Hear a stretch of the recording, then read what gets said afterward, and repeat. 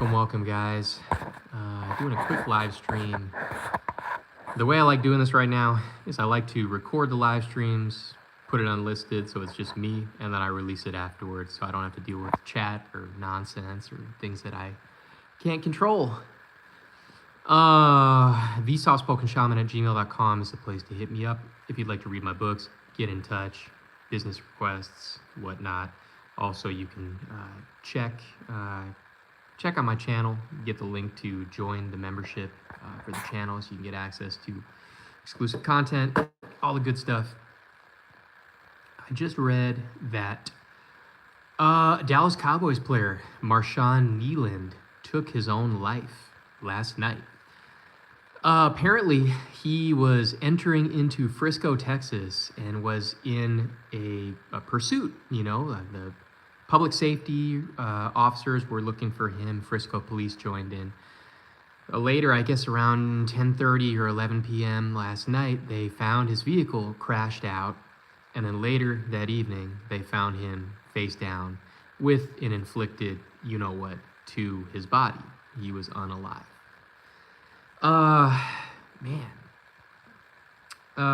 This is not an everyday occurrence.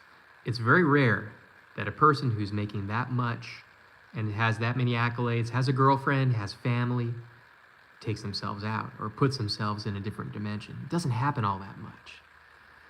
This is a signal when things like this happen that it is really getting bad out there. Because think about it. I know for me, money isn't everything, but if I had no financial concerns, if I were making millions of dollars a year, had no financial concerns, even if I were depressed, I would just travel around, go to a beautiful place, go to the river, go fishing, go hiking, go to New Mexico and eat my favorite foods, right? And all of a sudden you're not depressed anymore, or there's a lull in your depression.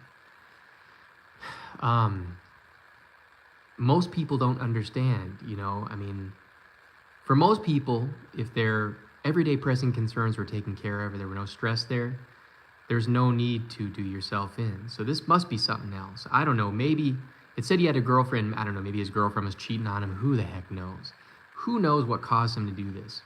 But it really is confounding because you say to yourself, this guy, he's a big guy, he's built, he's athletic, he's got a bunch of money, he's got people who love him, his alma mater had great things to say about him. The Cowboys organization has great things to say about him. And of course, everybody puffs somebody up when they die, especially, by their own hand. But, you'd imagine that they actually really do like that guy and care about him, And so it's always confounding to people, like, how and why people unalive themselves when they have a support structure, when people care about them. A lot of people care about them. When you don't have to worry about life's pressing concerns that, most of the worker drone bees have to care about. It tells you that this guy, either he's so mentally ill and depressed, or he's bugged by the same concerns as everybody else, just maybe on a different level. We all remember, a lot of these players go broke eventually. A lot of their agents or their accountants or their financial planners are bilking them routinely. So you may look at this guy and go, he's super rich, he's a big black guy, people love him, right? But scratch just beneath the surface, and you might find out that it's not as rosy as you think it is. So I think a lot of people like to put on a face for the world that everything's okay. And people understand that when you're a normal person, pretending that things are okay even when your world is falling apart around you. But what people really don't understand is when a person who's got it all puts on that false countenance of bravado and like everything's okay, and then they're the ones who take themselves out. I feel like we're gonna see a lot more of this, man. I'm not saying we're gonna see, Shohei Ohtani, or Travis Kelce or Josh Allen or anybody take themselves out the game, but pun intended, figuratively and literally. But I think that, we're gonna see a lot more instances of this. Like during the Great Recession, there were executives who didn't do any fraud, who were still taking themselves out the game because ostensibly they felt bad about, having to let their team down, let their organization down by firing people. There were people hurling themselves out of buildings. I remember I moved to New York City literally the day that Lehman Brothers went under.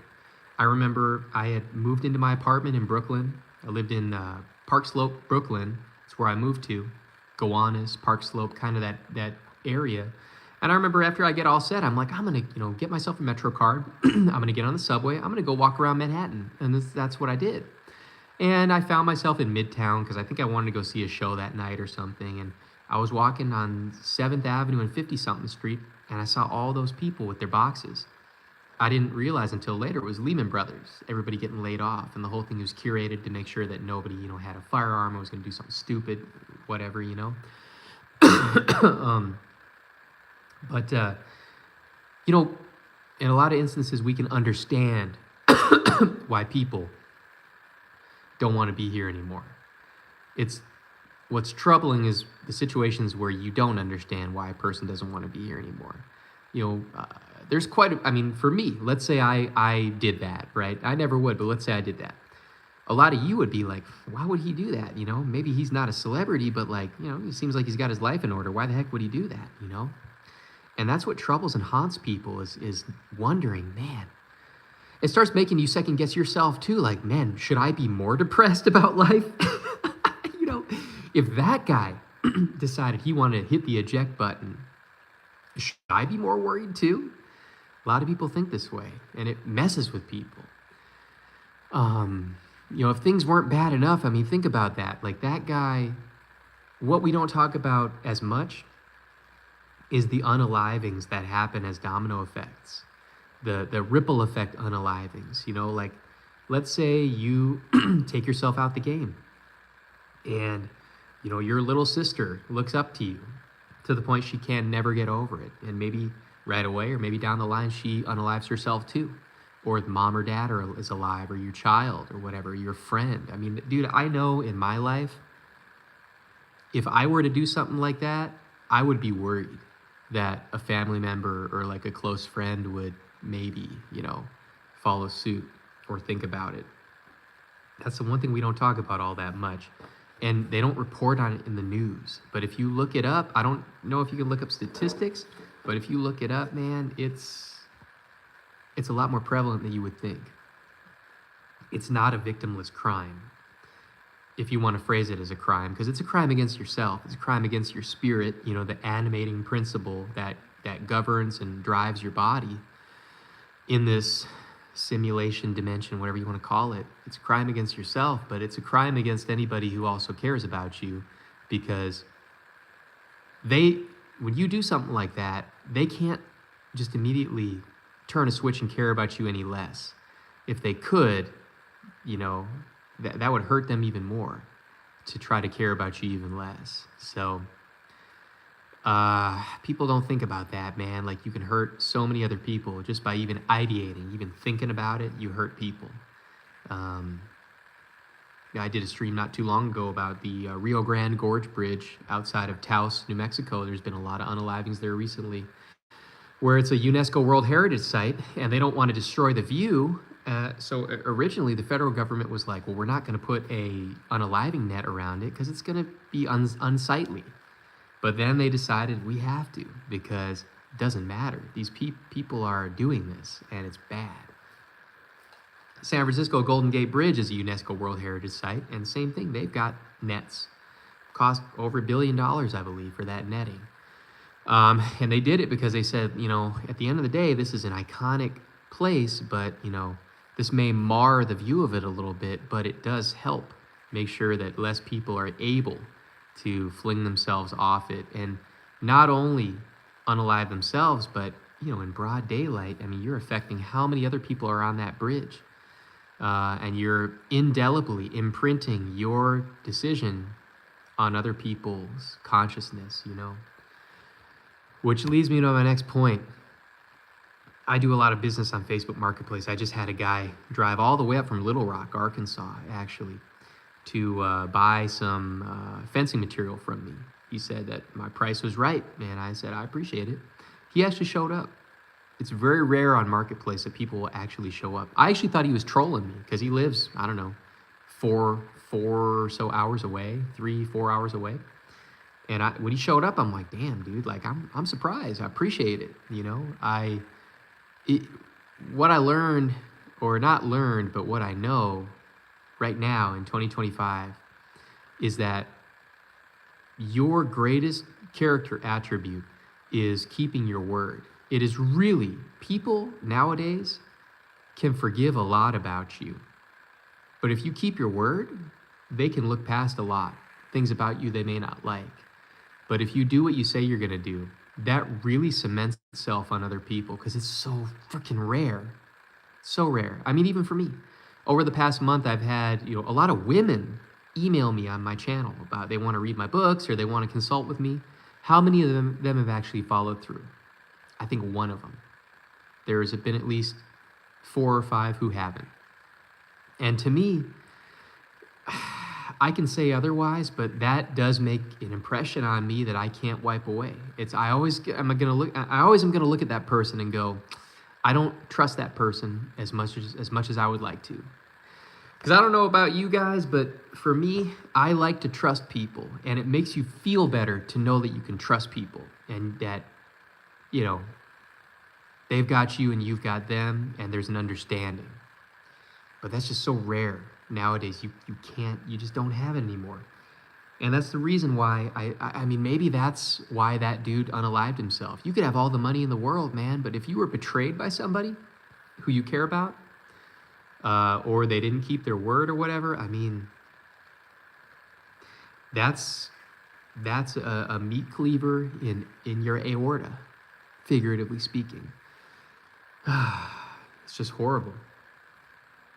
You know, it's your word. I know that's such a campy sort of like Scarface, Goodfellas. Your word is your bond, you know, blah, your word and your balls is all you got. But you have to have testicular fortitude if you're a man.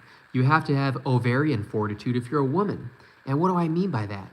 What I mean is that the hot air you push out your mouth, vibrating your tongue and your thorax and your throat cavity, has meaning and is important.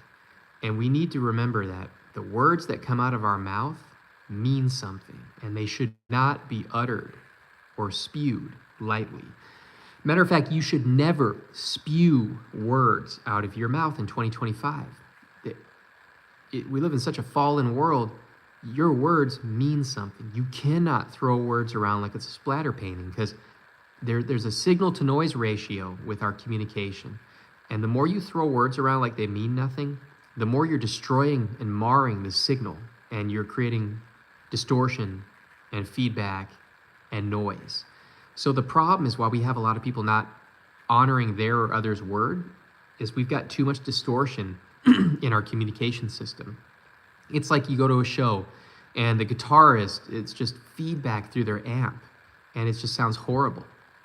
You know, that's what communication is like with the human race right now. It's a lot of distortion, very few examples of pure signal. We want to get to a point where we have pure signal between each other. Otherwise, life becomes impossible. No man or woman is an island, and it becomes hard to even execute daily functions when you anticipate that every interaction you have with another human being is going to be fraught with just like miscommunication or people not honoring their word. I want to know what you guys think in the comment section. And once again, thesoftspokenshaman@gmail.com if you want to read my books.